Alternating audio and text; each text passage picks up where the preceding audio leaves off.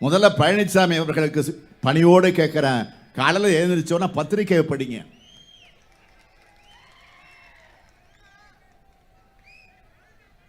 பழனிசாமியால எந்த சாதனையாவது சொல்ல முடியும்? இப்போ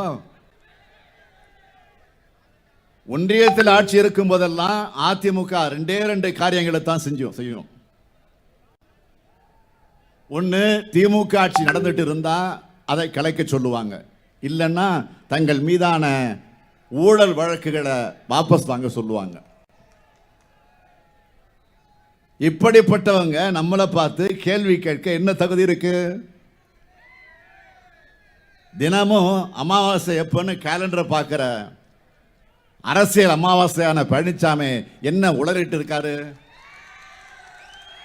ஆக விவசாயிகளை புரோக்கர்னு சொன்ன அரசியல் புரோக்கர் தான் பழனிசாமி. அப்படிப்பட்டவர் இன்னைக்கு விவசாயிகளுக்காக நீலி கண்ணீர் வடிக்கிறார். பழனிசாமி அவர்களே, திமுக ஆட்சியில தான் வேளாண்மைக்குன்னு தனி நிதிநிலை அறிக்கை தாக்கல் செஞ்சிருக்கிறோம். 3 ஆண்டுகளை 2 லட்சம் விவசாயிகளுக்கு மின் இணைப்புகளை கொடுத்திருக்கிறோம். நீங்க கஜானாவை தூர்வாரினீங்க, நாங்கள் டெல்டா மாவட்டங்களில் கால்வாய்களை தூர்வாரி காவேரி கடமடைக்கும் கொண்டு சேர்த்தோம்.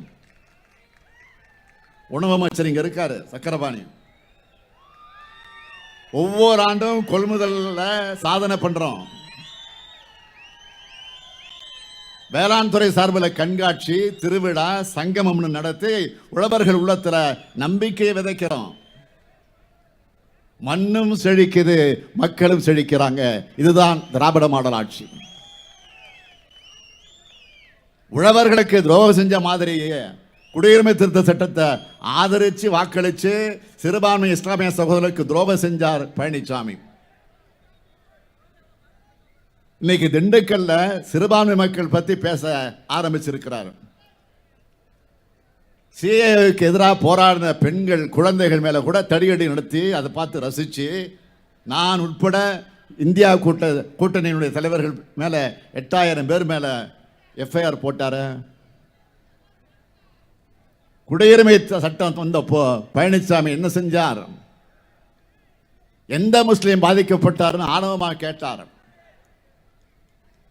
அதிமுகவும் பாமகவும் அன்னைக்கு குடியுரிமை திருத்த சட்டத்தை ஆதரிச்சு வாக்களிக்காம இருந்திருந்தா அந்த சட்டமே நிறைவேறி இருக்காது. அதுதான் உண்மை. இந்த 2 துரோகத்தையும் மனதார செய்த கட்சிகள் தான் அதிமுகவும் பாமகவும். இந்த சட்டங்கள் ஆதரிச்சு ஓட்டு போட்ட பாமக இப்ப பாஜகவோட அமைத்திருப்பது சந்தர்ப்பவாத கூட்டணி.